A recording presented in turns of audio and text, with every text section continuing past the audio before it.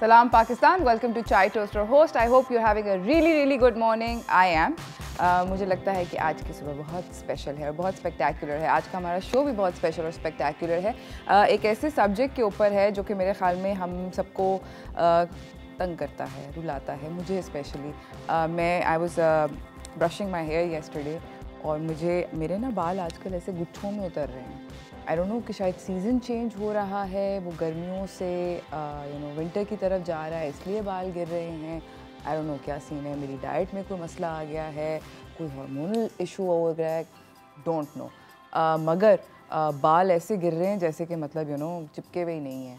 तो काफ़ी टेंशन हो गई और उसके बाद ऑब्वियसली मैंने सोचा कि क्या करूं। दुनिया जहान का जो भी मास्क मेरे इस वक्त मेरे घर में पड़ा था, बाथरूम में पड़ा था, मैंने लो जी ठोक लो, इस वक्त जो है सब लगा लो।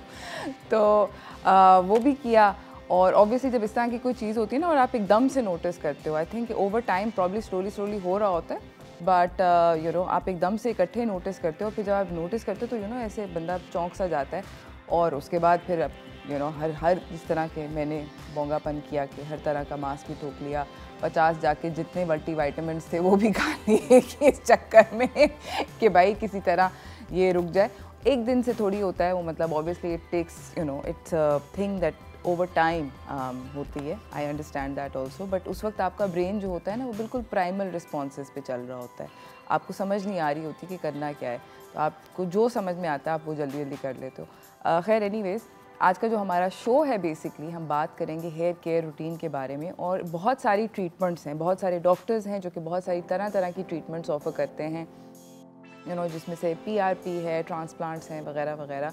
तो ये सारे के सारे ऑप्शंस जो हैं हम अपने मेहमान के साथ एक्सप्लोर करेंगे और फिर घर के अंदर हम लोग क्या हेयर केयर ट्रीटमेंट्स बना सकते हैं जो कि हम जिसको हम यूज़ कर सकते हैं, वो भी हम बात करेंगे। अपने होम रेमेडीज़ भी बताएंगे आप लोगों को और throughout the show will be talking about hair. तो आज का शो ज़रूर देखिएगा अगर आप मेरी तरह बालों से तंग हैं अपने जिस तरह मैं हूँ आजकल। मगर फ़िलहाल मेरे पास ज़बरदस्त किस्म की टॉप स्टोरीज़ हैं, तो चलते हैं आज टॉप स्टोरीज़ की तरफ।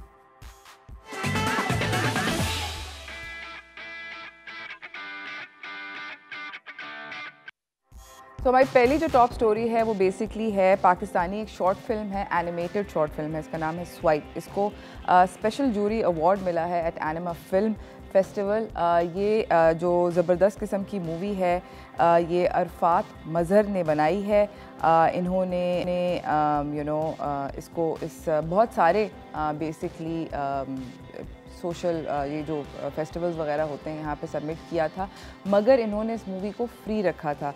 बहुत बड़ी मूवी नहीं है, छोटी सी 14 मिनट की मूवी है। बेसिकली स्टोरी कहानी ये है इस मूवी की कि एक बच्चा है जिसके पास एक ऐप है और वो जो ऐप है वो क्राउड सोर्स करती है death. So basically it deals with हमारी सोसाइटी, पाकिस्तानी सोसाइटी आजकल कैसे इंटरैक्ट कर रही है टेक्नोलॉजी के साथ, हम लोग कहाँ जा रहे हैं। काफ़ी इसका जो मैटर है, सब्जेक्ट मैटर है, वो काफ़ी थॉट प्रोवोकिंग है। इसको बनाया है तकरीबन 20 एनिमेटर्स ने। इसके अंदर 20 animators, musician, story tellers, actors, इन्होंने एक साल लगा के इस मूवी को बनाया है। तो बेसिकली इसके अंदर बहुत सारी ज़बरदस्त चीज़ें हैं। काफ़ी सारे इसको अवार्ड्स वगैरह मिले हैं। एक मज़ेदार आपको एक और बात बताती हूँ कि इसको बैफ्टा और ऑस्कर के क्वालिफाइंग राउंड के अंदर भी ये क्वालिफाई कर चुकी है। वेनिस फिल्म फेस्टिवल में नहीं कर चुकी क्योंकि डायरेक्टर का कहना था कि वेनिस फिल्म फेस्टिवल के अंदर सिर्फ वो वाली मूवीज़ जाती हैं जो फ्री नहीं होती। This particular one is free. तो अगर आप देखना चाहते हैं आप स्वाइप को ज़रूर गूगल कीजिएगा। इसी के साथ हम अपनी अगली ख़बर के ऊपर चलते हैं जो कि नादिया हुसैन ने she took to social media और उन्होंने एक बहुत ज़रूरी ख़वातीन का सब्जेक्ट जो है उसके ऊपर एक बहुत ज़रूरी बात करी और वो ये है कि निकाह नामे के अंदर क्लॉज़ नंबर 18 जो होता है वो अक्सर काट दिया जाता है। वो बेसिकली लड़की का राइट ऑफ डिवोर्स होता है जो कि आपको शरई तौर पे हासिल है। और अगर उसको काट दिया जाता है तो ऑब्वियसली आपके पास वो राइट नहीं है। तो उन्होंने इसको हाईलाइट किया, उन्होंने कहा कि कोई भी लड़की ये बोला जाता है काट इसलिए दिया जाता है कि बहुत सारे लोगों का ये कहना होता है, दकियानूसी ख्याल है कि ख़वातीन जो होती हैं बहुत इमोशनल होती हैं और गुस्से में आके they can ask for divorce.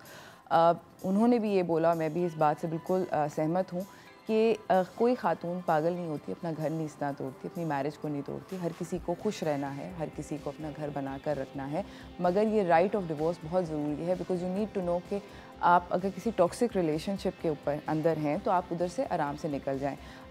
मैं आपको अपने पर्सनल एक्सपीरियंस से बता सकती हूँ कि मेरे पास ये राइट नहीं था और मुझे काफ़ी दिक्कत का सामना हुआ when I was applying for divorce. So I can tell you कि it's very important to give our girls this particular right.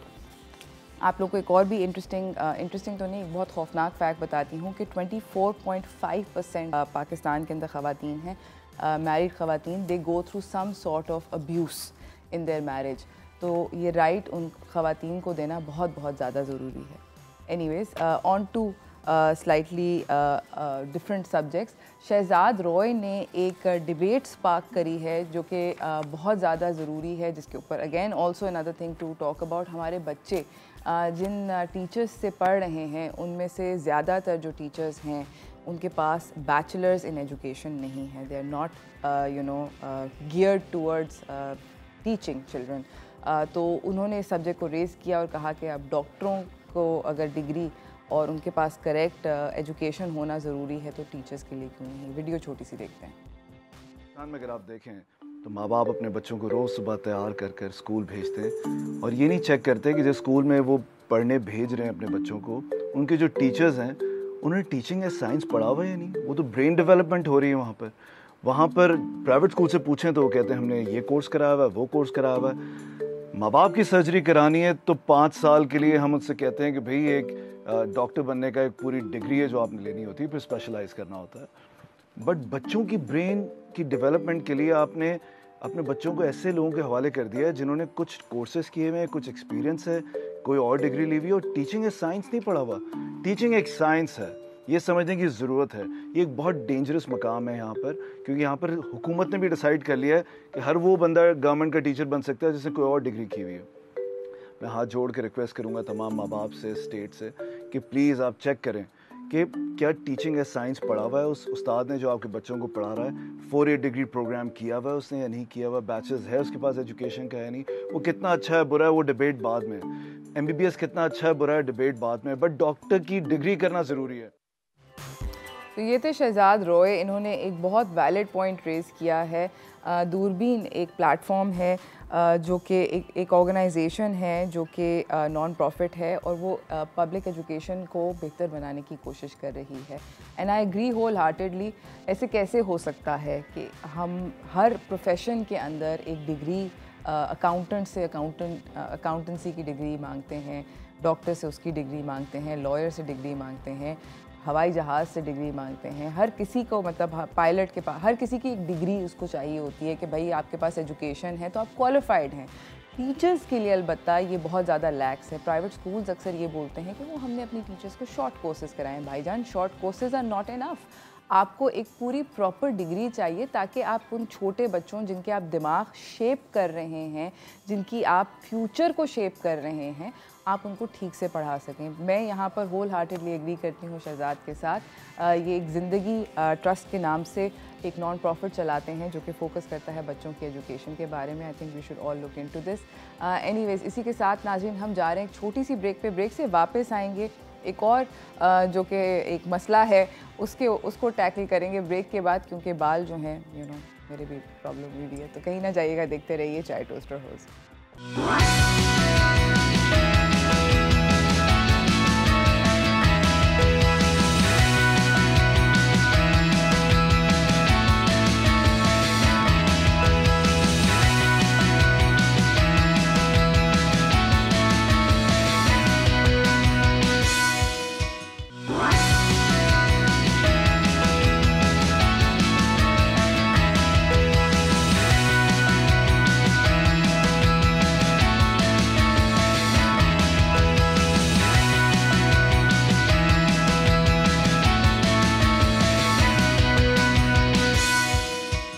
Welcome back everyone. हमारे साथ हमारे अगले मेहमान जो हैं वो मौजूद हैं। बात हो रही है बालों के बारे में। हमारी मेकअप डिपार्टमेंट शदीद एक्टिव चल रही है। मैं एक्चुअली ये बोल रही थी कि मेरे बाल गिर रहे हैं। सफदर, अरीज और रुखसाना, मैं आप लोगों को, मेरे बाल गिर रहे हैं। मैं ये नहीं कह रही थी कि मेरा हेयर स्टाइल अच्छा नहीं है। मैं very happy with my hairstyle, thank you very much. Anyways, मैं आपको अपने अगले मेहमान से मिलाना चाहती हूँ, बातचीत करना चाहती हूँ बालों के बारे में, वो क्यों गिरते हैं वगैरह वगैरह। चलते हैं व्हाट्स टोस्टिंग की तरफ।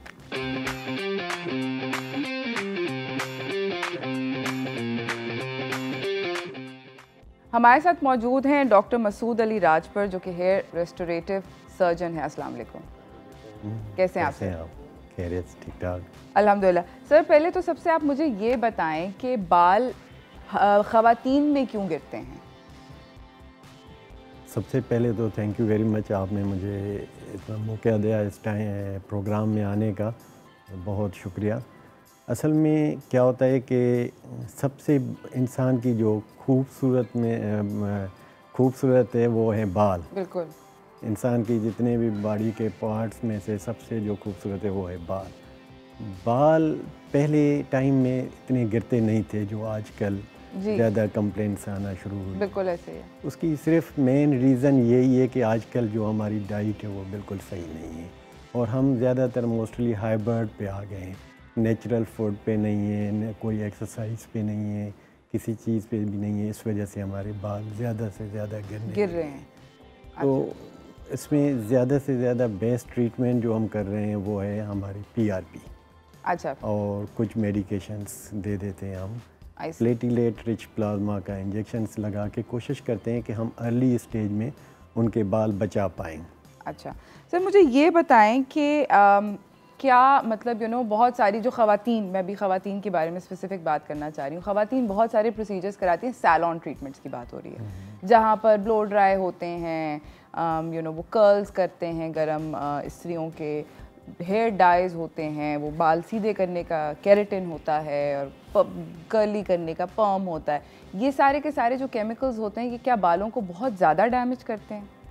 असल में सबसे ज़्यादा स्टार्टिंग बालों की डैमेजेस यहीं से स्टार्ट होती है। अच्छा। जो पॉलर्स वालों को पता नहीं होता है कि किस तरीके से बालों को ट्रीट किया जाए। सबसे पहले वही बालों की रूट्स को बर्न कर लेते हैं, जिसकी वजह से बहुत ज़्यादा नुकसान में चले जाते हैं। सही। कोशिश करें किसी भी ओकेशनल किसी पार्टी में बंदा जाए तो 1-2 मरतबा करवा सकता है मंथली। आजकल तो ज़्यादातर ख़वातीन डेली बेसिस पे अपने बालों के साथ बहुत ज़्यादा जो है जुल्म करती हैं। बिल्कुल। अच्छा, मुझे ये बताएं कि मर्द हजरात के बाल जो गिरना और मतलब फिर उनकी क्या वजह बनती है? असल में क्या है कि मर्द जितने भी हैं ना, मर्दों के बालों के गिरने के कुछ टाइप्स होते हैं। ठीक है। हर मर्द भी गंजा नहीं होता। मर्दों में देखा जाता है कि इनके बाल किस वजह से गिरते हैं। मोस्टली बाल गिरना कोई डिज़ीज़ नहीं है। बाल गिरना जेनेटिकली है, ख़ानदान की तरफ से विरासत में मिल जाता है ये गिफ्ट। तो किसी को मैटर्न साइड से मिल जाता है, किसी को पैटर्न साइड से मिल जाता है। तो वो हम पूरी हिस्ट्री ले लेते हैं कि भाई आपके बाल क्यों गए हैं। जो जब कंप्लीट हिस्ट्री हमारे पास आ जाती है, उसके बाद फिर डायग्नोस करके हम देखते हैं कि किस तरीके की इनकी ट्रीटमेंट की जाए। क्या ये बाल बच सकते हैं, नहीं बच सकते हैं। अगर बच सकते हैं तो फिर ट्रीटमेंट पे लेके जाते हैं, अगर नहीं बच सकते तो कुछ टाइम के लिए उनको हम आगे लेके चलते हैं। उसके बाद फिर जो है ना ज़रूरत पड़ती है तो फिर ट्रांसप्लांट की तरफ लेके आते हैं। समझ गए। अच्छा सर, मुझे आपसे ये भी पूछना है कि मैं हमेशा क्यूरियस होती हूँ कि आई नोटिस के जिन मर्द हजरात के सर के बाल गिरते हैं, यहाँ पर गंजपन होता है या सर के टॉप पे होता है, जनरली उनकी दाढ़ी, मूछें वगैरह वगैरह, ये सब बहुत सारे बाल होते हैं। ऐसा क्यों है कि बाकी और कोई बाल नहीं गिरते, सिर्फ सर पे से उतरते हैं? हाँ, ये बिल्कुल आपने बहुत अच्छा सवाल किया। इसमें क्या होता है कि मर्द और औरत के बालों के अलग अलग टाइप्स होते हैं। जो आपने मर्दों के लिए पूछा, मर्दों के गिरने के 2 टाइप्स होते हैं। कोई बंदा फ्रंट से बॉल्ड होता है, कोई क्राउन से बॉल्ड होता है। जो बैक ऑफ जो क्राउन है हमारा, वहीं से बॉल्डनेस आ जाती है। अगर क्राउन की बॉल्डनेस जो होती है वो थोड़ी सी लाइफ ज़्यादा देर चल जाती है ना, कि बंदे का फ्रंट लुक अच्छा बना हुआ होता है और क्राउन जो है ना बॉल्ड होता है। अब हमारे गिरने की वजह जो होती है, मेन रीज़न जैसे आपने पूछा कि दाढ़ी पे बाल और जिस्म के ऊपर बाल आ जाते हैं, वो हमारे एक्चुअली टेस्टोस्टेरॉइड्स हार्मोन्स होता है, वो बढ़ जाता है, जिसकी वजह से हमारे स्कैल्प से बाल उड़ जाते हैं और उसका जो इफ़ेक्ट आता है वो ज़्यादा बॉडीज़ के ऊपर, दाढ़ी मूँछों के ऊपर आ जाता है। अच्छा, यानी कि मतलब हार्मोन्स बढ़ जाते हैं। हार्मोन का किस्सा है सारे का सारा। इसी के साथ नाज़रीन हम जा रहे हैं एक छोटी सी ब्रेक की तरफ। ब्रेक से वापस आएंगे, गुफ्तगू को जारी रखेंगे, ट्रीटमेंट्स के बारे में बात करेंगे कि क्या क्या ट्रीटमेंट्स अवेलेबल हैं इस सारे इशू के लिए। तो कहीं ना जाइएगा, देखते रहिए चाय टोस्टर होस्ट।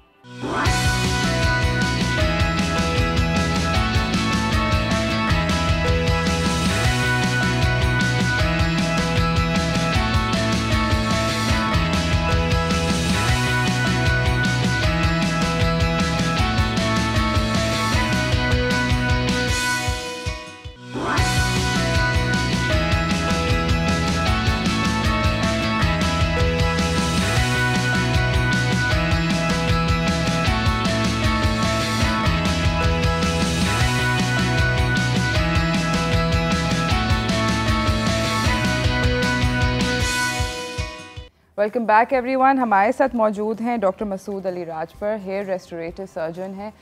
बात अब हम लोग कर रहे हैं, हमने ये तो डिस्कस कर लिया कि किस वजह से बाल गिरते हैं, मगर अब हम बात आपसे करना चाहते हैं ट्रीटमेंट्स अवेलेबल और स्पेसिफिकली पीआरपी जिसका आपने जिक्र भी किया है। मैं आपसे ये जानना चाहती हूँ कि पीआरपी सबसे पहले क्या ये वाकई में काम करता है? पीआरपी इस टाइम जो है बहुत अच्छा ट्रीटमेंट है। ओके। खास करके फीमेल बॉल्डनेस पैटर्न के लिए। सही। फीमेल्स के लिए ये पीआरपी समझो एक गॉड गिफ्टेड आया हुआ है। सही। पहले इस चीज़ कोई ट्रीटमेंट नहीं होती थी, खास करके रेमेडीज़ पे चलती थी लेडी से। बिल्कुल। या मर्द, किसी ने ऑयल लगा लिया, किसी ने कुछ किया, तो इस टाइम पीआरपी नंबर 1 है। पीआरपी से ये होता है कि आपके ब्लड की स्कैल्प के जो ब्लड की सर्कुलेशन है उनको भी बढ़ा देती है और ये बहुत अच्छा काम कर लेती है पीआरपी। और क्या ये सेफ़ होता है? क्योंकि काफ़ी खौफनाक लगता है, मतलब मैं सुन के हार्ट अटैक हो गया था, मैं तो भाग गई थी। उन्होंने कहा कि पहले हम आपका खून निकालेंगे, फिर उसको सेंट्रीफ्यूग करेंगे, फिर आप ही का खुद का वो प्लाज्मा जो है वो आपके सर में लगाएंगे। ज़रा इट साउंड स्केरी।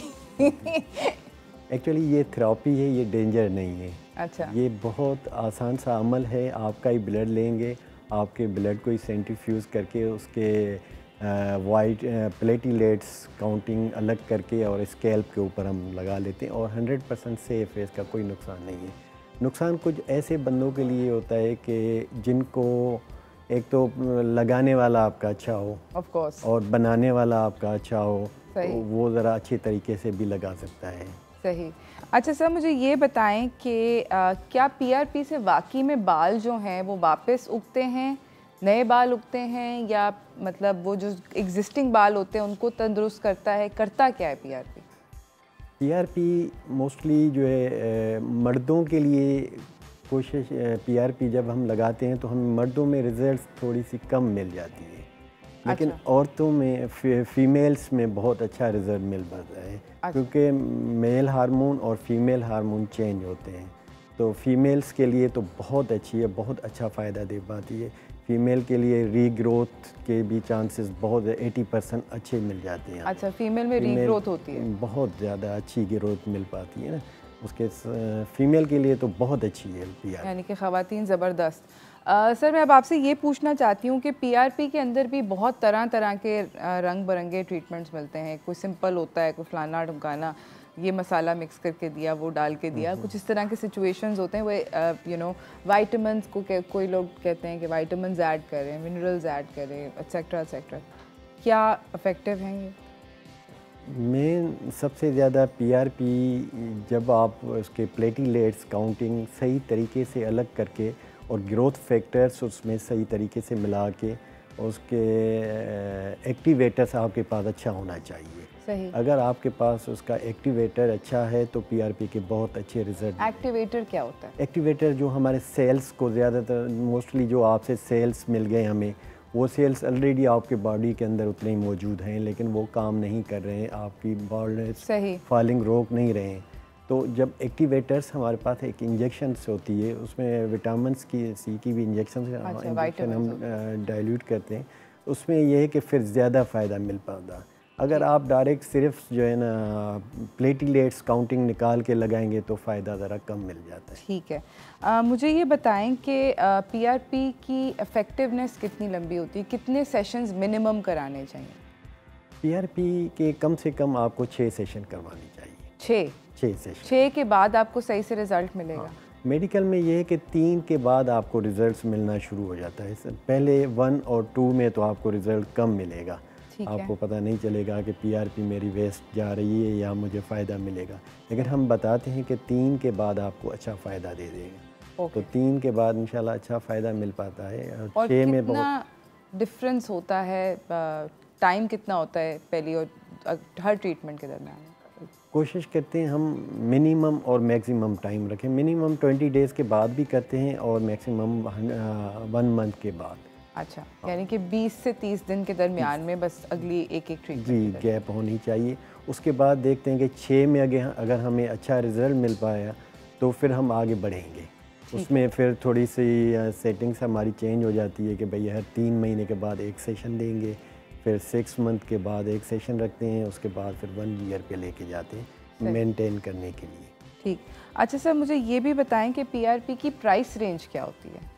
बड़ा ज़रूरी सवाल है। हाँ, ये आपने बहुत अच्छा सवाल किया। असल में अगर अच्छा डॉक्टर है और अच्छे तरीके से पीआरपी प्रिपेयर करता है तो उसकी थोड़ी कॉस्ट ज़्यादा हो जाती है। अगर लोग टाइप से अगर वो पीआरपी बनाने, जो आजकल हर गली गली के भी जो पीआरपीज़ बना रहे हैं, तो उसकी कॉस्ट तो चीप रेट में आ जाती है। अगर आप अच्छे तरीके से पीआरपी बनाते हैं एक्टिवेटर्स के साथ तो फिर आपकी 15 से 18 हज़ार की इसकी कॉस्ट। अच्छा, जिसके अंदर वाइटामिन्स वगैरह होते हैं, एक्टिवेटर्स होते हैं और सेफ़ तरीके से हम जो है ना। और मतलब वो जो प्लेन पीआरपी होता है जिसमें प्लेन पीआरपी में तो ज़्यादातर लोगों को बड़े बड़े ख्वाब दिखा के वो क्या करते हैं कि उसके प्लेटलेट्स काउंटिंग निकाल के और लगा लेते हैं, कहते हैं सर बड़ी पीआरपी हो गई आपकी। अच्छा, और उसकी कॉस्ट तो 2000 रुपये भी बहुत ज़्यादा है। अच्छा, उसकी कॉस्ट 2000 भी ज़्यादा है? ज़्यादा। अच्छा, पीआरपी में दर्द वर्द होता है? पीआरपी मेरे जैसे इंसान यही पूछेगा, दर्द होते हैं? टीके पीछे नजर आ रहे हैं, मुझे हार्ट अटैक हो रहा है। असल में देखने में वो कुछ खौफनाक नज़र आती है, लेकिन इतना दर्द नहीं होता क्योंकि हम नम करते हैं स्किन को स्प्रेज के साथ। अच्छा। नम करने के बाद 2 तरीके से हम पीआरपी इंसर्ट करते हैं स्किन के ऊपर। एक तो छोटी फाइन नीडल्स होती है जो इंसुलिन टाइप की नीडल्स। अच्छा, होती है, उसके साथ लगाते हैं, या हमारे पास मीज़ो गन होती है, गन के ज़रिए हम लाइट तरीके से ना हल्का हल्का फायर करके लगाते हैं, जिसमें कोई भी पेन नहीं होता। पेनलेस प्रोसीजर है। पेनलेस प्रोसीजर है, यानी कि खौफ नहीं करना चाहिए और अच्छा पीआरपी करना चाहिए। आई थिंक ये बहुत हेल्पफुल था। मेरे ख्याल में मैं सोच सकती हूँ पीआरपी के बारे में। I can psych myself up for it, और अगर मैंने कराया तो मैं आप लोगों को ज़रूर बताऊँगी। अभी फ़िलहाल हम जा रहे हैं ब्रेक की तरफ। ब्रेक से वापस आएंगे, हम लोग बात करेंगे इसके बाद हेयर ट्रांसप्लांट्स की, स्पेसिफिकली ख़वातीन की भी अलग से, बिकॉज मुझे नहीं पता कि ख़वातीन में करते हैं या नहीं करते हैं, क्या ऑप्शंस अवेलेबल हैं। तो कहीं ना जाइएगा, देखते रहिए चाय टोस्टर होस्ट।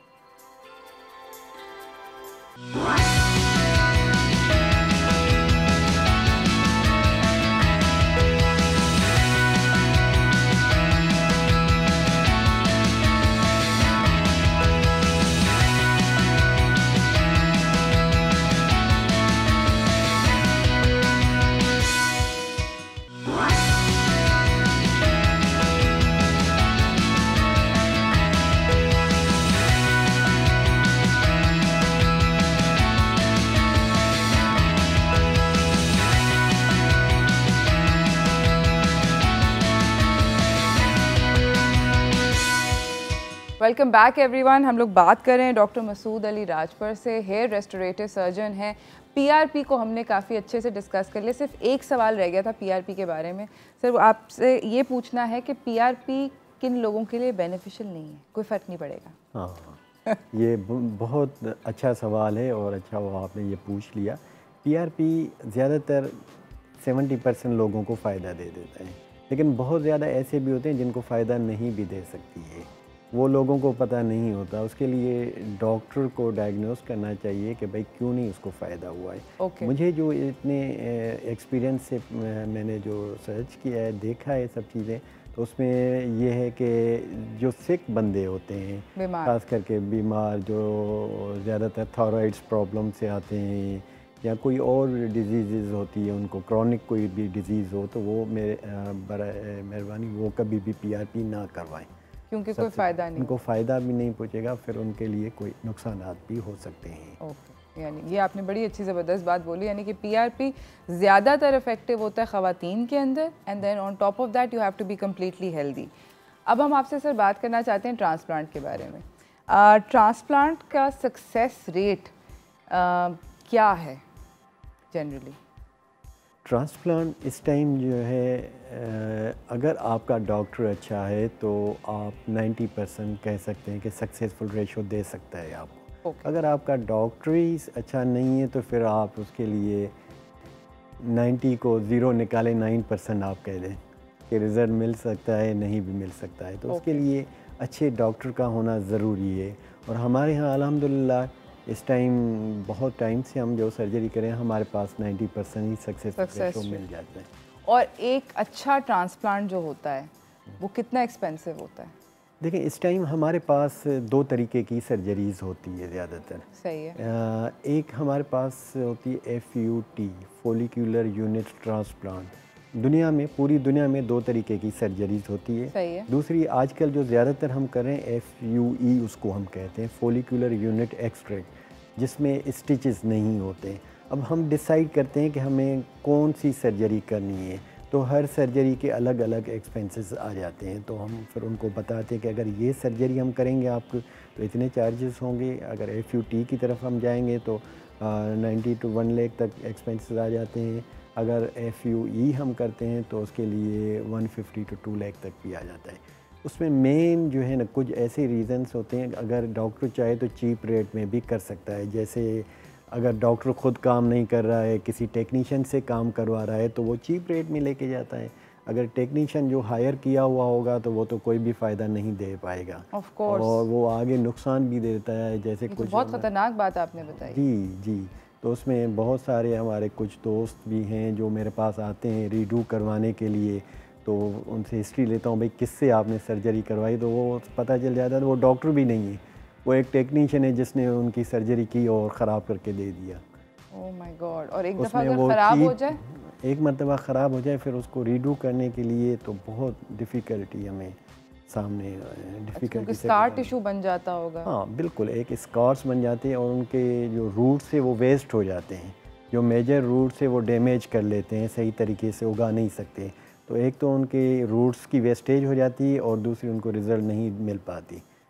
अच्छा, मुझे ये बताएं कि क्या ट्रांसप्लांट्स जो होते हैं वो नेचुरल दिखते हैं या ऐसा होता है कि अलग अलग दिख रहा होता है? इसके लिए आपका डॉक्टर का अच्छा होना ज़रूरी है कि नेचुरल डायरेक्शन दे दे। अगर आपका डॉक्टर अच्छा है तो आपकी रिज़ल्ट 100% नेचुरल आएगी। अगर आपका डॉक्टर अच्छा नहीं है तो आप अननेचुरल फील होंगे, कभी भी अच्छी रिज़ल्ट नहीं दे पाएंगे, क्योंकि वो डायरेक्शन सही नहीं दे पाते। उसमें दूर से ही पता चल जाएगा कि इसके ट्रांसप्लांट हुए हुए। अच्छा, जनरली जो ट्रांसप्लांट के बाल यूज़ होते हैं जिनको आप ट्रांसप्लांट करते हैं, वो कहाँ से एक्सट्रैक्ट किए जाते हैं? असल में जो मेन हमारा जो मेजर डोनर होता है वो आपका बैक ऑफ नेक होता है। गुद्दी के पीछे के जो बाल हैं वो हमेशा रहने वाले बाल होते हैं। तो ज़्यादातर 80-90% हम वहीं से ही बाल निकाल के आगे लगा लेते हैं। फिर देखते हैं कि किसी का डोनर वीक है तो हेल्प और अदर हम हिस्सों से भी ले सकते हैं। जैसे बियर्ड है, बियर्ड से हम कुछ ग्राफ्ट ले सकते हैं जिसमें से कुछ आगे के पेशेंट क्लाइंट को हम फ़ायदा दे सकते हैं। ज़बरदस्त, thank you so much doctor साहब आपका आने का। आपने बहुत हमें एक होल ओवरव्यू बता दिया है PRP का, गाइस, हेयर ट्रांसप्लांट का। और हम लोग आई थिंक, आई होप कि आज हमारे सारे व्यूअर्स जो हैं उनको आसानी से what is a good treatment for them वो ये कर सकते हैं। बहुत बहुत शुक्रिया सर आपका आने का। इसी के साथ नाज़रीन हम जा रहे हैं एक छोटी सी ब्रेक की तरफ। ब्रेक से वापस आएंगे, आपको अपने अगले मेहमान से मिलाएंगे। अब हम बात करेंगे थोड़ी सी DIY टाइप की चीज़ों की, तो कहीं ना जाइएगा, देखते रहिए चाय टोस्टर होस्ट।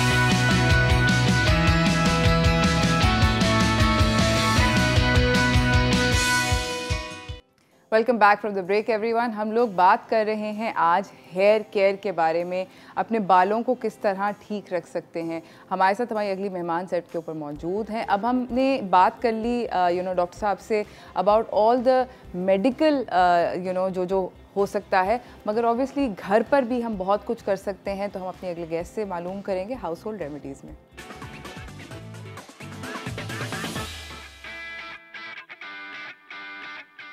हमारे साथ मौजूद हैं हुमैरा नाज, हर्बलिस्ट हैं। अस्सलाम वालेकुम। वालेकुम अस्सलाम। कैसी हैं आप? अल्हम्दुलिल्लाह। अच्छा हुमैरा, मुझे ये बताएं कि घर के ऊपर हम लोग क्या क्या कर सकते हैं घर में रहकर जिससे अपने बाल बचा सकते हैं, क्योंकि मेरे आजकल बाल बहुत ज़्यादा गिर रहे हैं और मैं बिल्कुल मुझे हार्ट अटैक हो गया जिस तरह गुच्छों में जब गिरते हैं ना, स्पेशली मौसम के असरात की वजह से, ऑब्वियसली मौसम के असरात की वजह से। जी हाँ, सीबम की एक्सक्रीशन जब ज़्यादा सर पे होती है, हेयर्स में होती है, तो आपका बाल गिरना शुरू होता है।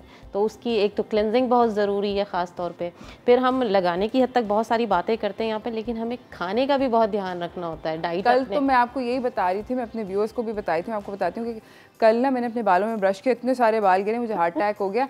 मैंने घर में जो हेयर मास्क थे सब लगा लिए, सब ठोक लिए सर में और भाग के मैं गई और मैंने इस तरह ना विटामिन्स का मैंने कहा ये वाला भी खा लो, ये वाला भी खा लो, ये वाला भी खा लो, एक गुच्छा खा लिया। उसके बाद ऑब्वियसली नॉज़िया हुआ क्योंकि विटामिन ओवर हो गए और विटामिन। और मुझे ऐसे लगा कि बस अब इससे ज़्यादा मैं और क्या करूँ।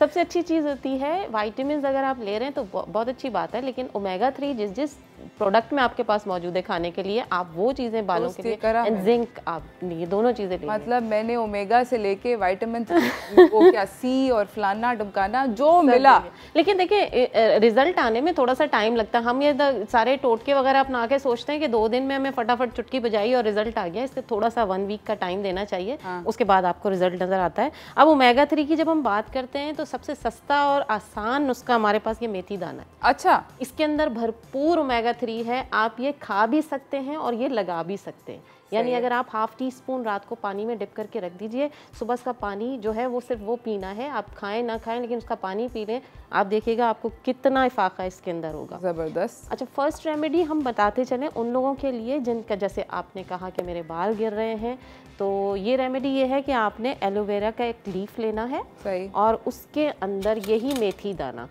ये सारा आपने चाक करके भर लेना है। ठीक है। भरने के बाद पूरा जब ये भर जाए, जिस तरीके से भी आप चाहें इसको, फिर उसके बाद हमने इसको धागे से रैप करना है। अच्छा, ये 1 सेकंड हम नाजरीन को दिखा दें इस वाले कैमरा के अंदर। ये देखें, ये इन्होंने चाक किया, इसके अंदर इन्होंने मेथी दाना भरा और अब इसको धागे से हम बांधेंगे, इसको रैप कर देंगे। बिल्कुल रैप कर देंगे, बंद कर देंगे इसको बिल्कुल, कि ये बिल्कुल रैप करके बिल्कुल मेथी दाना जो है अंदर इसको एब्जॉर्ब कर ले, क्योंकि हमें इसका जेल जो है वो एब्जॉर्ब करवाना है। बंद करने के बाद आपने करना ये है कि हमारे पास कोई भी खाली गमला, खाद जिसके अंदर मौजूद हो, इसको आपने दबा देना है उसमें 24 घंटे के लिए। ठीक है। जब आपने इसको दबा दिया तो उसके ऊपर फिर गमले में दबाने के बाद पानी देना है ऊपर से गमले को। 24 घंटे के बाद जब आप ये दोबारा निकालेंगे और धागा हम खोलेंगे तो जितना भी मेथी दाना है वो आप देखेंगे छोटी छोटी रूट्स निकल आएंगी उसकी, अगले दिन जब निकालेंगे। सही। सारा ये मेथी दाना जो है वो एब्जॉर्ब कर लेगा एलोवेरा जेल को। ठीक है। फिर वो मेथी दाना आपने निकालना है और तकरीबन मेरे ख्याल से ये जो बॉटल है ये काफ़ी है 100 ग्राम मेथी दाने के लिए। 100 ग्राम मेथी दाना आपने डाल देना इसी बॉटल के अंदर और तकरीबन 2 दिन के बाद फिर ये ऑयल, सरसों का तेल आप लगाना शुरू कर दीजिए। अच्छा, ये सरसों का तेल है जी, 100 मिलीलीटर। 100 मिलीलीटर होगी, वो इतना ही है ये इस वक्त। सही है। 100 ml में 100 ग्राम मेथी दाना आपने डाल के डिप कर देना है। सही। डिप करके आप उसके बाद जो है 2 दिन के बाद जब वो अच्छी तरह एब्जॉर्ब कर ले ऑयल भी उसका एक्सट्रैक्ट, तो आप वो यूज़ करना शुरू कर दीजिए। आपका बाल गिरने का जो प्रॉब्लम है वो सॉल्व होना शुरू हो जाएगा आफ्टर 1 वीक। ज़बरदस्त। ये रूट्स में लगाना है ख़ास तौर पे, जड़ों में। हाँ, जड़ों में लगा के मसाज करके छोड़ दीजिए। 3-4 घंटे के बाद शैम्पू कर लीजिए, जो भी शैम्पू करते हैं। ठीक है। अच्छा, एक और चीज़, लोगों को जो अर्ली एज में बाल सफ़ेद होना शुरू हो जाते हैं बहुत ज़्यादा। जी बिल्कुल, तो उसके लिए मैं एक रेमेडी बता रही हूँ। आपने खजूर की गुठली लेनी है, 5 दाने मैंने यहाँ लिए हैं। ठीक है। 5 ही दाने आपने लौंग के लेने हैं, सही। फूल के साथ। 5 ही दाने आपने बादाम के लेने। सही है। ये 3 चीज़ें आपने लेके, मैं तकरीबन डाल देती हूँ फॉइल पेपर में, 1 2 3 4 5। ये रैप करके इसको चूल्हे पे रख दीजिए, चूल्हे पे रख दीजिए, भूल जाए इसको रख के। आपने जितने काम करने, घंटा 1.5 घंटा ये चूल्हे पे रखा रहेगा। उसके बाद आप उतारेंगे तो ये पाउडर ऐसा बन जाएगा। ठीक है, ये काला सुरमा बन गया। इस सुरमे को हम यूज़ करेंगे कोकोनट ऑयल में। तकरीबन हमने जितना ये 5-5 दाने लिए थे, ये 2 टाइम ऑयल लगाने के लिए हमारे पास काफ़ी है। मैंने 4 टेबल स्पून जो है ऑयल लिया है, और ये तकरीबन जो हमारा 5-5 दानों का जो सुरमा बना था, बिल्कुल, ये हम इसमें ऐड कर लेंगे। अच्छा, ये जो है ये कोकोनट ऑयल के अंदर ये बेसिकली लौंग, खजूर की गुठली और बादाम का सुरमा है, जो कि फॉइल में आप जला सकते हैं क्वाइट ईजिली। बिल्कुल। अब ये ऑयल आपने वही रूट्स में लगाना है जहाँ जहाँ देखें कि अर्ली एज में आपका बाल वाइट होना शुरू हो जाए। केमिकल कोई ना लगा हुआ हो बाल में। अगर केमिकल लगा लिया एक दफ़ा तो उसके बाद फिर प्रोसेस ये नहीं फ़ायदा करेगा। अर्ली एज में बाल वाइट हो रहा है, कुछ नहीं लगाया हुआ, तो ये लगाना शुरू कीजिए। आहिस्ता आहिस्ता आपका बाल जो है वो आपके ओरिजिनल कलर पे वापस आना शुरू हो जाएगा इंशाल्लाह। बिल्कुल, डेफिनेटली ट्राई कीजिएगा। बिकॉज आजकल यंग बच्चे भी जो हैं, मैंने नोटिस किया है, वेरी यंग बच्चे, मतलब टीनेज ईयर्स के बच्चे, उनके साथ भी ये हो रहा है। उनके भी बहुत सारे बाल जो है मैं देख रही हूँ, छोटे छोटे बच्चों के बाल सफ़ेद हो रहे हैं, लड़के और लड़कियों के। बिकॉज ऑफ साइनस का प्रॉब्लम, ऐसा प्रॉब्लम है जो हर बच्चे को मैं देख रही हूँ। बड़े तो इसमें मुब्तला हैं ही, लेकिन बच्चा भी जो है वो इसमें मुब्तला हो रहा है। तो वही मैंने कहा, इसके साथ जैसे बच्चों को अगर हमने ये लगाने के लिए बताया है, तो उसके साथ आप छोटी हड़ आती है वो भी खाना शुरू कर दीजिए साथ साथ। अच्छा, तो दोनों का कॉम्बिनेशन अगर होगा तो आप देखिएगा कि आपके बाल जो है वो वापस। कितनी दफ़ा लगाना चाहिए मेरा? 1 टाइम अ डे। आप रेगुलर बेसिस पे लगाओ, डेली बेसिस पे। आपने ऑयलिंग करनी है डेली बेसिस पे। जब आप इस तरह का कोई ट्रीटमेंट कर रहे हो तो वो डेली बेसिस करना पड़ता है। और ये सारे के सारी चीज़ें कितनी देर में अफेक्ट करती हैं? बिकॉज एक्चुअली होता ही है कि आई एम श्योर मेरे साथ भी होता है, आप लोगों के साथ भी होता है, कि आप कोई चीज़ ट्राई करते हो, अगर आपको उसका इंस्टेंटेनियस रिजल्ट नहीं मिलता तो काफ़ी डिसहार्टनिंग हो जाता है। ये इसके लिए कोशिश करें कि 8 से 10 दिन आपको चाहिए रिजल्ट मिलने में। अच्छा, हाँ, ये है कि आपका हेयर फॉल थोड़ा सा स्टॉप हो जाएगा। फिर लोग कहते हैं कि अभी तक बाल नहीं आए, अभी तक बाल नहीं आए, तो थोड़ा सा टाइम लगता है हेयर को ग्रोथ होने में। अब ग्रोथ की तरफ आ जाते हैं, या फिर ये कि अभी तो ग्रोथ का चलें बाद में करते हैं, लेकिन उसके बाद हमारे पास एक और मसला है, हमारे स्प्लिट एंड्स होना शुरू हो जाते हैं। हमारे इस वक्त जो है ब्लो ड्राई का, स्ट्रेटनर का इस्तेमाल इतना ज़्यादा हो गया है कि जिसकी वजह से स्प्लिट एंड्स ज़रूर होते हैं। हम लोग अभी जैसे मास्क का आप जिक्र कर रहे थे, ये बेसिकली प्रोटीन ट्रीटमेंट है जो मैं इस वक्त बता रही हूँ आपको। आपने दही लेना है, ठीक है, तकरीबन 2 चम्मच, या अपने अकॉर्डिंग टू आपके हेयर्स जितने भी हैं उसके हिसाब से आप लीजिए। 2 चम्मच मैंने यहाँ दही लिया है, और उसके अलावा मैं यहाँ पे लूँगी लेमन जूस, तकरीबन 1 टीस्पून। सही।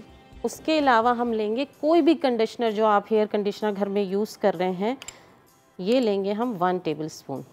ठीक है, ठीक है। इसके अलावा हमने कोई भी ऑयल जो आप लोग यूज़ कर रहे हैं घर में, आप ऑयल चाहे सरसों का हो चाहे कोकोनट हो, वो तकरीबन 1 टीस्पून इसमें ऐड करेंगे। सही। ठीक है।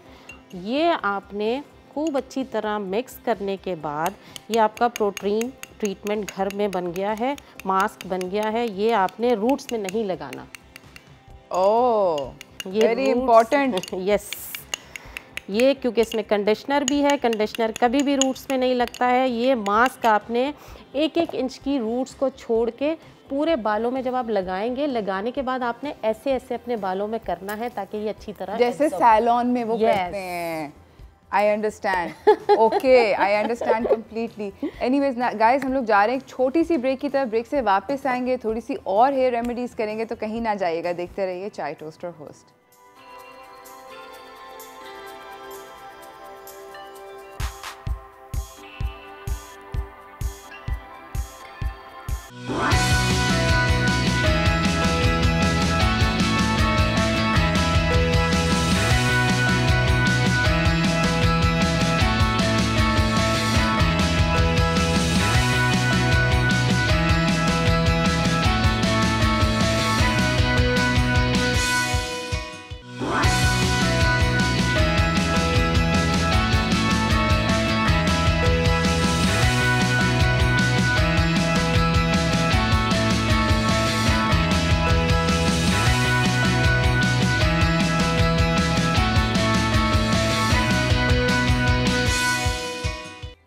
Welcome back everyone. हमारे साथ हुमैरा नाज मौजूद हैं। हम लोगों ने बहुत सारी ज़बरदस्त रेमेडीज़ कर ली हैं, कुछ और भी आपको दिखाना चाह रहे हैं। अगली रेमेडी क्या है हुमैरा? अगली रेमेडी ये है कि जिन लोगों के सर में फुल डैंड्रफ भरी हुई होती है सर के अंदर, तो वो डैंड्रफ का एक आसान सा इलाज है आपके पास। आपने जैसे ऑयल तो लगाते ही हैं आप, तो आपने दही लेना है तकरीबन 2 चम्मच या अकॉर्डिंग टू जितना भी आपके बाल हैं। वैसे तो ये खैर सिर्फ रूट्स में लगेगा, क्योंकि वो मास्क था उसके अंदर कंडीशनर था, तो वो मैंने रूट्स से हटा के लगाया था। ठीक है। 2 चम्मच हमने दही लिया है। अब इसके अंदर हम तकरीबन 1 टीस्पून के करीब सरसों का तेल लेंगे। ठीक है। ठीक है ना। इसको खूब सारा मिक्स करके अच्छी तरह जब ये बिल्कुल एक जान हो जाए, ये आपने जड़ों में लगाना है। जैसे ऑयल लगाते हैं इसी तरह लगा के मसाज करना है। 3-4 घंटे छोड़ दीजिए।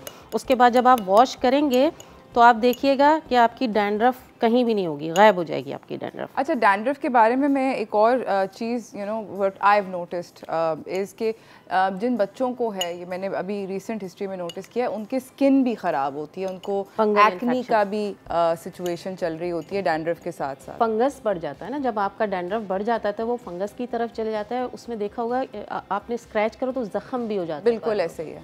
तो ज़ख़म पे तो ये चीज़ नहीं लगेगी। अगर ज़ख़म हो गए हैं तो उसमें आप सिर्फ या तो दही लगाइए या सरसों के तेल में पानी मिला के वो भी लगा सकते हैं। और थोड़ा सा उसमें चाहें तो ग्लिसरीन हम ऐड कर सकते हैं। अगर ज़ख़म आपके पास है तो सरसों के तेल में, जैसे 1 चम्मच सरसों का तेल लिया है तो तकरीबन 1/4 टीस्पून ग्लिसरीन ऐड करके आप वो लगा लें। अच्छा, और मुझे ये बताएं कि हम डैंड्रफ के बारे में बात कर रहे हैं, I would also like to know कि बहुत सारे एंटी डैंड्रफ शैम्पूज़ हैं जो कि क्लेम करते हैं कि उसके बाद डैंड्रफ ख़त्म हो जाएगी वगैरह। क्या ये काम करते हैं?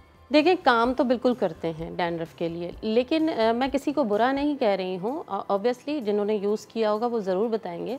एंटी डैंड्रफ शैम्पू लगातार इस्तेमाल करने के बाद आपका बाल जो है वो बारीक होना शुरू हो जाता है, और बारीक होने के बाद आपका फॉलिकल डेड हो जाता है, जिसकी वजह से आपका बाल मज़ीद गिरना शुरू हो जाता है। डैंड्रफ तो ख़त्म हो जाती है, लेकिन हमारे यहाँ ये पता नहीं होता ना, वो लगातार उस शैम्पू को यूज़ टू कर लिया उन्होंने, सर पे लगाएं, लेकिन वो उसके लगाने के कुछ तरीके होते हैं। अब आपने कमर्शियल देख के तो मंगा लिया, लेकिन ये कि उसको लगाने का कुछ तरीके होते हैं, वो नहीं पता होता है लोगों को। सही। तो कोशिश करें आप, मैंने वही कहा, मतलब मिक्स करें आप सारी ट्रीटमेंट, एंटी डैंड्रफ शैम्पू भी यूज़ करें, मगर साथ आप उसके होम रेमेडीज़ भी इस्तेमाल करें, ताकि आपके बाल डैमेज से जितना कम कम डैमेज हो उतना बेहतर। और ऑल्टरनेट डेज करें शैम्पू वाला यूज़। जैसे आप अगर लगातार 6 महीने साल हो गए वही शैम्पू यूज़ कर रहे हैं, तो 3 महीने आप कुछ कीजिए, 3 महीने कुछ कीजिए, अपने बालों को यूज़ टू मत कीजिए किसी शैम्पू का। ठीक है। अच्छा, दूसरा हम इस तरफ आ जाते हैं, जो लोगों को बाल्डनेस हो जाती है सर पे, होना शुरू हो जाती है, स्टार्ट का जो टाइम होता है उसमें आपने करना ये है, यही सरसों का तेल ले लीजिए। ये सरसों का तेल इसलिए मैं हमेशा कहती हूँ कि हर बार जिसके पास भी आप जाएंगे टोटके के लिए यही ज़रूर बताएगा, सरसों का तेल सबसे बेस्ट होता है। ठीक है। नारियल के ये बाल बिल्कुल जितना भी होता है शेल से हटके, ये भी आपने चूल्हे पे रख के जला लेने। इसका सुरमा बनाना, ये मुझे टाइम नहीं मिला वरना मैं ये भी कर लेती, लेकिन आपने इसको जला लेना है। जलाने के बाद जब बिल्कुल पाउडर बन जाएगा, आपने वही 100 ml जितना ये है इस वक्त जो नज़र आ रहा है, ये जलाने के बाद 100 ml बॉटल के अंदर ये सुरमा डाल लीजिए और वो आप ऑयल लगाना शुरू कीजिए।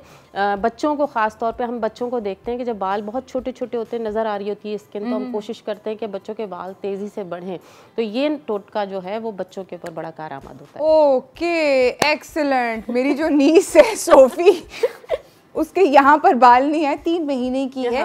Very good. हम लोग बहुत परेशान होते हैं, हेडबैंड्स पहना रहे होते हैं सोफी को, यहाँ टॉप पे बाल है, साइड्स में नहीं है। वेरी गुड, सोफी को लग रहा है। बिल्कुल बिल्कुल।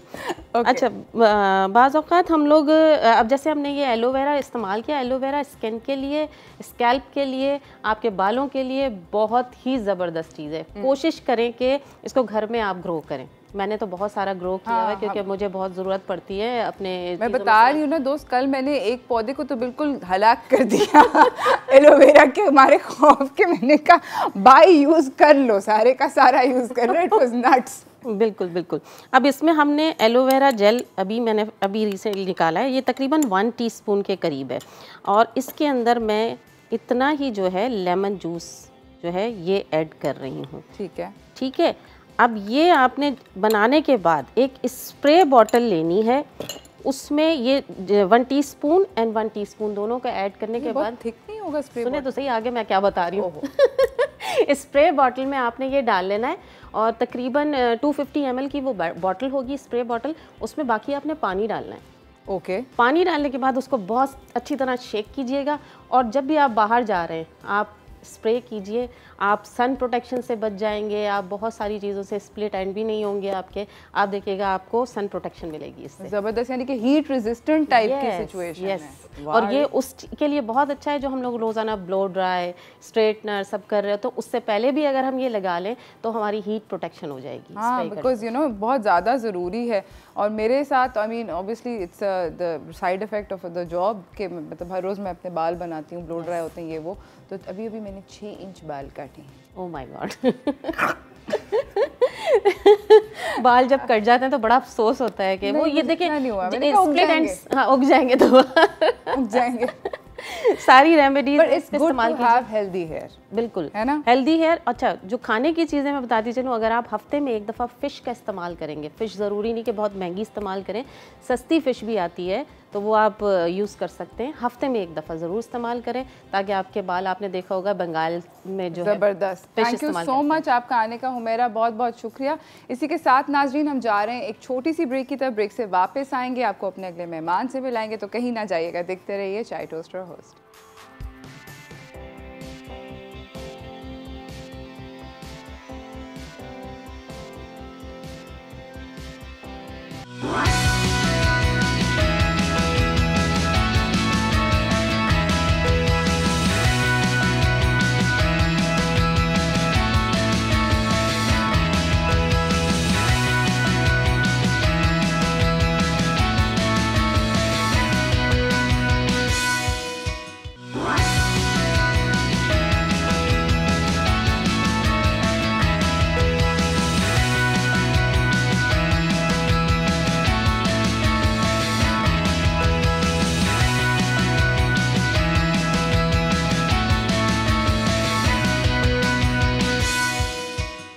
Welcome back everyone. हमारे साथ हमारे अगले मेहमान सेट के ऊपर मौजूद हैं। हमारे साथ हैं कमाल अमजद मियाँ, डायरेक्टर हैं ये फास्ट केबल्स लिमिटेड के। अस्सलाम वालेकुम। वालेकुम सलाम। कैसे हैं आप? अल्हम्दुलिल्लाह, प्लेजर टू बी। आप बेसिकली एग्जीक्यूटिव कमेटी मेंबर भी रह चुके हैं लाहौर चैम्बर ऑफ कॉमर्स और इंडस्ट्री के, आप प्रेसिडेंट भी रह चुके हैं हार्वर्ड क्लब ऑफ पाकिस्तान के, और आप बोर्ड ऑफ ट्रस्टीज़ पे हैं एहसान ट्रस्ट के और फातिमा लतीफ़ वेलफेयर के। सर मुझे ये बताएं कि आज का पहला जो सवाल है कि जब इलेक्ट्रिक केबल्स अपने घर के लिए परचेस कर रहे होते हैं तो पहली क्या चीज़ अपने नज़र में रखनी चाहिए? जी बहुत शुक्रिया, आपने मौका दिया। ये एक बहुत ही इम्पॉर्टेंट सब्जेक्ट है क्योंकि घर आदमी एक दफ़ा बनाता है एग्जैक्टली और फिर वो नस्लें देखता है। बिल्कुल ऐसे ही। और उसके लिए जो बहुत ही इम्पॉर्टेंट चीज़ होती है कि उसमें आप क्वालिटी ऑफ द प्रोडक्ट देखें क्योंकि उसने नस्लें देखनी है। सही। तो बेसिकली एक केबल की जनरली लाइक अगर हम अपने घर के अंदर केबल्स लगाते हैं तो एक केबल की लाइफ क्या होती है? जी केबल की लाइफ अगर उसको 24 आवर यूज़ करें तो एज़ पर स्टैंडर्ड उसकी लाइफ होती है कोई 25 साल, 20 से 25 साल। सही। लेकिन अगर 24 आवर यूज़ करें, अब घर में जो केबल है वो 24 आवर यूज़ नहीं होती। जो इंडस्ट्री में केबल होती है वो 24 आवर यूज़ होती है, या जो आपकी के electric for example cable use कर रहा है उसमें मुसलसल यूज़ हो रही है। बिल्कुल ऐसे ही है। तो स्टैंडर्ड की वो लाइफ है। लेकिन घर में जो केबल यूज़ होती है वो आमतौर पे एवरेज 4 से 6 घंटे यूज़ होती है, डिपेंडिंग ऑन किस पार्ट ऑफ हाउस में है वो। तो इसलिए आप मल्टीप्लाई कर लें, उसकी लाइफ उतनी ज़्यादा हो जाएगी। सही। सर मुझे ये बताएं कि आप लोगों की कंपनी जो है अपने कंज्यूमर्स की सेफ्टी को किस तरीके से हाईलाइट करती है, सही रखती है वगैरह वगैरह? ये सबसे जो इम्पॉर्टेंट चीज़ है, हम फास्ट केबल पे जो हम केबल्स में अपने जब केबल्स बनाते हैं तो हमारी फर्स्ट प्रायोरिटी ये होती है कि हमारी प्रोडक्ट जो है वो ना सिर्फ अपना पर्पस जो है उसके लिए वो जिसके लिए बनाई गई है वो यूज़ करे, बल्कि उसके जो हाई स्टैंडर्ड है उसको कंप्लाई करे। तो जो कंज्यूमर की सेफ्टी है, जब स्टैंडर्ड सेटिंग बॉडीज़ हैं जैसे IEC है, इंटरनेशनल स्टैंडर्ड सेटिंग बॉडी है, पाकिस्तान में स्टैंडर्ड सेटिंग बॉडीज़ हैं, पाकिस्तान इंजीनियरिंग काउंसिल है, वो जब स्टैंडर्ड सेट करती हैं तो वो कंज्यूमर सेफ्टी के पॉइंट ऑफ व्यू के मुताबिक स्टैंडर्ड सेट करती हैं। ऑफ कोर्स हमारा एज ए मैन्युफैक्चरर काम होता है कि हम उन स्टैंडर्ड्स को 100% कंप्लाई करें। फॉर एग्जांपल अगर स्टैंडर्ड में ये है कि ये केबल अप टू 120 ग्रेड तक ये इसका जो टेम्परेचर है ये बर्दाश्त करेगी। तो we have to make sure कि जो केबल मैन्युफैक्चर हम कर रहे हैं वो उस स्टैंडर्ड को बर्दाश्त करे, ताकि जब वो उस एनवायरनमेंट में लगाई जाए तो वो बिल्कुल सेफ़ हो। ज़बरदस्त। मुझे बताएं कि आपके हिसाब से रियल क्वालिटी का क्या मतलब है? जी, रियल क्वालिटी जो है, अब हम बहुत ज़्यादा सुनते हैं, बात लोग करते हैं जी हम नंबर 1 हैं, हम ये हैं वो हैं, लेकिन व्हाट डज़ इट मीन? तो रियल क्वालिटी का कॉन्सेप्ट जो हमने इंट्रोड्यूस कराया है कि कस्टमर की अवेयरनेस बढ़े। तो रियल क्वालिटी के 2-3 बड़े इंपॉर्टेंट फैक्टर्स हैं जो कि रियल क्वालिटी प्रोड्यूस करते हैं, जो कि रियल क्वालिटी देते हैं आपको। उसमें नंबर 1 ये है कि आप सबसे जो लेटेस्ट टेक्नोलॉजी है उसको यूज़ कर रहे हैं अपनी प्रोडक्ट को बनाने में। सही। उसके साथ फिर ये है कि आप बेस्ट जो लेटेस्ट एडवांसमेंट्स हैं मटेरियल्स में, आप वो मटेरियल्स यूज़ कर रहे हैं।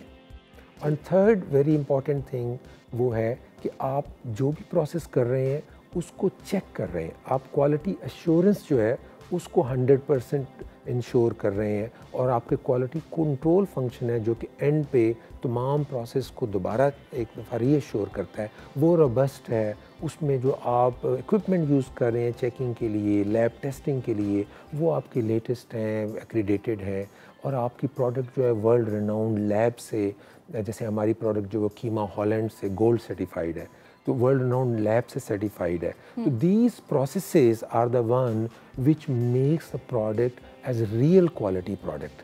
सही। तो that's why we invite customers to focus on what actually means by the real quality. और इस पे एक चीज़ हमने बढ़ के और पाकिस्तान में फ़र्स्ट टाइम इंट्रोड्यूस की है, वो ये है कि हम कस्टमर्स को एम्पावर किया है कि वो अपनी प्रोडक्ट की जेन्युइननेस को चेक कर सकते हैं। वो कैसे? तो जैसे हमने कॉन्सेप्ट इंट्रोड्यूस किया जिसको हम कहते हैं फ़ास्ट तस्दीक। तो अगर आप फ़ास्ट केबल ख़रीदते हैं तो उसके पैकेट के अंदर एक हिडन स्टिकर के ऊपर एक हिडन कोड है, उसको आप स्क्रैच करके आप मैसेज करें तो you get a message from our system कि ये केबल जेन्युइन है कि नहीं। ओह, क्योंकि बहुत सारे आई एम श्योर के उस प्रोडक्ट के नाम से बहुत सारे उसके फेक्स भी आते होंगे। जी एग्जैक्टली, इट्स वेरी अनफॉर्चुनेट कि more than 50% of cable which is sold is actually counterfeit. Wow, that's a staggering number. जी, उसकी वजह ये है कि केबल ऐसी चीज़ है दीवार के पीछे छुप जाती है, Of course. वो नज़र नहीं आती, उसको बहुत ज़्यादा कस्टमर अवेयरनेस नहीं होती। अ टिपिकल कस्टमर एक अपनी लाइफ में एक दफ़ा उसके साथ इंटरेक्शन करता है। बिल्कुल। ये वो चीज़ नहीं है जो आपने रोज़ ख़रीदनी है। आप देखते हैं इस दफ़ा मैंने ये ट्राई किया था, अब मैं ये ट्राई कर लूँ, अब मुझे कस्टमर एक्सपीरियंस होता है। इसमें customer experience is once in a life time. तो इसलिए कस्टमर धोखे में ज़्यादा आने का यहाँ चांस होता है। अनफॉर्चुनेटली हमारे यहाँ जो उसकी इन्फोर्समेंट चाहिए कि काउंटरफीट प्रोडक्ट ना आए, वो वीक है। तो इसके लिए हमने ये कोशिश की है कि पहली दफ़ा अपने कस्टमर्स को पाकिस्तान में, बिकॉज अब मोबाइल फ़ोन आम है, एवरीवन हैज़ एक्सेस, तो दे कैन क्विकली चेक कि what they are buying. Amazing sir, ये तो काफ़ी ज़बरदस्त बात है। इसी के साथ नाज़रीन हम जा रहे हैं एक छोटी सी ब्रेक की तरफ। ब्रेक से वापस आएंगे, गुफ्तगू को जारी रखेंगे, कहीं ना जाइएगा, देखते रहिए चाय टोस्टर होस्ट।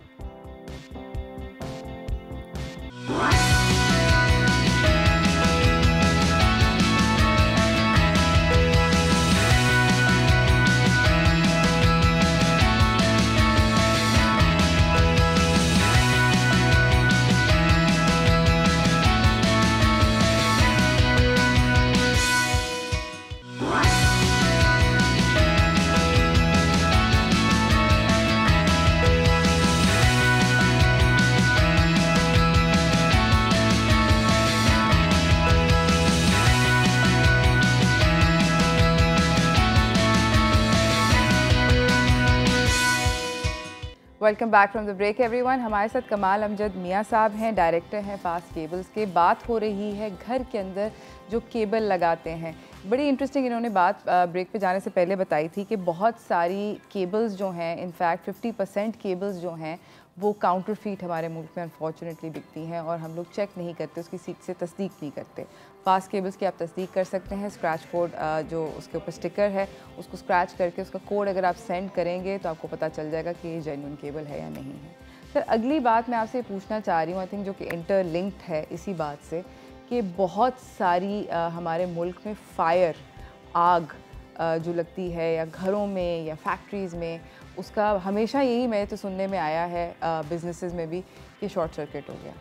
तो कैसे होती है शॉर्ट सर्किट? और मतलब बहुत ही ज़्यादा होती है। जब भी को आप आग लगी 99% मैं गारंटी मुझे सुनने में हमेशा ये आता है कि जी ये तो शॉर्ट सर्किट था। अनफॉर्चुनेटली जी, बड़ा इंपॉर्टेंट आपने क्वेश्चन किया है। और अनफॉर्चुनेटली वो शॉर्ट सर्किट जो है ना, वो without proper investigation, without proper एक फाइंडिंग के बाद नहीं कहा जाता, वो एक तरह की इजी हेडलाइन बन जाती है। बिल्कुल। और आप अंदाज़ा करें कि जो इलेक्ट्रिकल सिस्टम डिज़ाइन होते हैं, जैसे इस जगह पे जहाँ हम बैठे हैं, यहाँ का जो इलेक्ट्रिकल सिस्टम डिज़ाइन हुआ है, उसमें ये कि अगर ज़रा भी रेजिस्टेंस का एक सर्टन लेवल से ज़्यादा किसी इक्विपमेंट में आई है या कोई प्रॉब्लम हुआ है, तो उसका जो सर्किट ब्रेकर है वो ब्रेक हो जाएगा, तो उसकी करंट आना बंद हो जाएगा। सही। उस सेफ्टी की एश्योरेंस जो प्रॉपर्ली डिज़ाइन फंक्शन होता है, उसमें ये होता है कि सर्किट ब्रेकर ये रोल प्ले करता है कि वो सर्किट को ब्रेक कर दे, करंट आना बंद हो जाए, ताकि आगे किसी की जान ना चली जाए, कोई अर्थिंग ना हो जाए, कोई प्रॉब्लम ना हो जाए। और केबल जो है वो एक तरह की no it is dead, in the sense कि उसमें करंट नहीं आ रहा। तो शॉर्ट सर्किट की जो प्राइमरी, अगर हम समझें कि वाकई वो रीज़न है, एक तो मैं आपको बता रहा हूँ कि बहुत दफ़ा वो रीज़न प्रॉपर्ली इन्वेस्टिगेट करके नहीं बताई जाती, लेकिन अगर रीज़न है तो क्यों है, उसमें सबसे बड़ी वजह ये हो सकती है कि सर्किट ब्रेक नहीं हुआ और जो आग लगी वो और बढ़ गई। सही। अगर उसकी करंट की वजह से आग फैली तो वो सर्किट ब्रेक ही नहीं हुआ, तो आग लगी ना। तो उसकी प्रॉब्लम हो सकता है कि डिज़ाइन गलत था, या डिज़ाइन सही था लेकिन उसका यूज़ गलत हो रहा था, या वो सर्किट ब्रेकर जो लगाया हुआ था उसने काम नहीं किया, वो पुअर क्वालिटी का था, उसकी जो केयर करनी चाहिए थी वो नहीं की। और एक बहुत बड़ा एक फंक्शन होता है कि पुअर वर्कमैनशिप, जो कि हम बड़ा एक एम्फसाइज करते हैं कि आप अगर लेट्स से कि बहुत ही बेहतरीन आप कपड़ा ले लें और एक पुअर टेलर को दे दें, तो बेहतरीन कपड़ा से बेहतरीन सूट तो नहीं बनाएगा। बिल्कुल। सेम गोज़ विद इट कि आप रियल क्वालिटी केबल ले लें, लेकिन आपकी जो केबल इंस्टॉल करने का या डिज़ाइन आपने किया है या जो उसका वर्कमैनशिप कर रहा है, अगर वो पुअर कर रहा है, वो क्वालिफाइड नहीं है, तो पुअर वर्कमैनशिप की वजह से भी शॉर्ट सर्किटिंग होती है। ज़बरदस्त। मेरा अगला सवाल ये है कि पॉसिबल है कि इलेक्ट्रिक केबल लंबे टाइम तक चले? आप लोगों का जो स्लोगन है कंपनी का वो है एक बार लगे नस्लों चले, क्या ये बात एक्चुअली सही है, दावा है इसमें? जी बिल्कुल सही है, और मैंने खुद पर्सनली एक्सपीरियंस किया है। जिस घर में मैं पला बड़ा वो मेरे वालिद साहब ने बनाया था, ठीक है। और मोस्टली ऐसा होता है, आपका भी अपना शायद एक्सपीरियंस हुआ हो कि एक नस्ल घर बनाती है, दूसरी नस्ल उसमें रहती है, फिर वो बाद में ज़रूरत बढ़ती है तो और बनाते हैं। तो केबल वैसे जैसे शुरू में हमने बात की थी कि उसकी लाइफ इतनी होती है, if it is real quality, तो उसकी लाइफ इतनी होती है कि वो नस्लें देखती है। तो हम ये चीज़ why we make it as a slogan to increase customer awareness, customer की अवेयरनेस बढ़े कि वो सही चीज़ लगाएं, क्योंकि घर ने नस्लें देखनी है। बिकॉज़ सेविंग होगी ना, ऑब्वियसली सेविंग भी होगी, डेफिनेटली सेविंग एक बहुत इंपॉर्टेंट पहलू है, उस पर हम आ जाते हैं। लेकिन एक बहुत बड़ी इंपॉर्टेंट बात है कि ये जो केबल है ये एक्चुअली घर की रगें हैं, ये घर में लाइफ फ्लो करती है इनके थ्रू। हम सोफ़ा तो बड़ा अच्छा ले लेंगे, हम बाथरूम की टाइल्स तो अच्छी ले लेंगे क्योंकि वो नज़र आती हैं, लेकिन हम इसके ऊपर बहुत दफ़ा वो नहीं इतना एम्फसाइज करते जितना हमें करना चाहिए। तो हमारा मैसेज कस्टमर्स को ये है कि आप इस पे रियल क्वालिटी पे जाएं। थैंक यू सो मच, बहुत बहुत शुक्रिया सर आपका आने का। जाने से पहले कोई मैसेज देना चाहेंगे हमारे नाज़रीन को? जी, मेरा मैसेज यही है कि देखें, हम ना सिर्फ अपना घर, अपनी इंडस्ट्री, अपने कमर्शियल तमाम जगह जो है ना, वो हमारे मुल्क की एक तरक्की में एक रोल प्ले करते हैं। तो अपने मुल्क की तरक्की में हम जो है ना कोशिश करें कि हम जिस तरह खुद मेहनत करते हैं उस तरह जो रियल क्वालिटी है उसको अप्रिशिएट करें, उसको लगाएं, ताकि हमारा मुल्क जो है ना वो डेवलप हो और तरक्की की मंजिलें तय करे। थैंक यू सो मच, बहुत बहुत शुक्रिया कमाल साहब आपका आने का। इसी के साथ नाज़रीन हमारे पास टाइम जो है उसका इख्तिताम हो गया है। आई होप आज का शो आप लोगों को पसंद आया होगा। हमने बहुत सारी बातें करी हैं आप लोगों से आज, तो आई होप यू नो कि उसके अंदर बहुत सारे लोगों के बहुत सारे मसले मसाइल from house obviously and what cables to buy to here most specially हमने बात करी है। आई नो मेरे दिमाग में भी बहुत सारी कंफ्यूजन थी जो कि आज के शो के बाद क्लियर हो गई है। तो मुझे और मेरी टीम को इजाज़त दीजिए। आई होप कि आप लोगों का दिन ज़बरदस्त किस्म का गुजरे। अपने आप को वैक्सीनेट करें अगर अभी तक किया नहीं है और मास्क पहन कर फिरें। Enjoy your day. कल मुलाकात होगी। अल्लाह हाफिज़।